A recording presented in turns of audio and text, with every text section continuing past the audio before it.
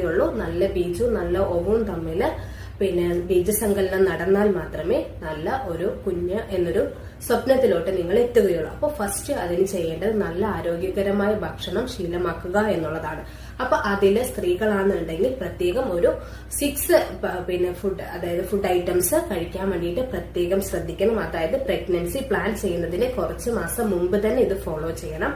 അതായത് നിങ്ങൾക്ക് ഈ ഘടകങ്ങളൊക്കെ കുറവുണ്ടോ എന്ന് ആദ്യം അറിയണം. ഫസ്റ്റ് വൺ എന്ന് പറയുന്നത് folic acid or folate, second എന്ന് പറയുന്നത് അയൺ, തേർഡ് എന്ന് പറയുന്നത് കാൽഷ്യം, ഫോർത്ത് എന്ന് പറയുന്നത് ഫൈബർ, ഫിഫ്ത്ത് എന്ന് പറയുന്നത് ഒമേഗ 3 ഫാറ്റി ആസിഡ്സ്, സിക്സ്ത് എന്ന് പറയുന്നത് പ്രോട്ടീൻ. അതേപോലെ ഇതൊക്കെ കുറവുണ്ടോ എന്നുള്ളത് ആദ്യം ചെക്ക് ചെയ്ത് നോക്കുക. ഇങ്ങനെ ഇതിന്റെ ഡെഫിഷ്യൻസി ഉണ്ടെങ്കിൽ അത് നോർമലൈസ് ചെയ്യുക. ഇനി അതിന്റെ ഒരു ഫുഡ് സപ്ലിമെന്റ്സ് എടുക്കാൻ പറ്റിയില്ലെങ്കിൽ കൂടെ നമ്മൾ കഴിക്കുന്ന ഭക്ഷണങ്ങളിൽ ഈ കണ്ടൻസ് അടങ്ങിയിട്ടുള്ള ഘടകങ്ങൾ അടങ്ങിയിട്ടുള്ള ഭക്ഷണങ്ങൾ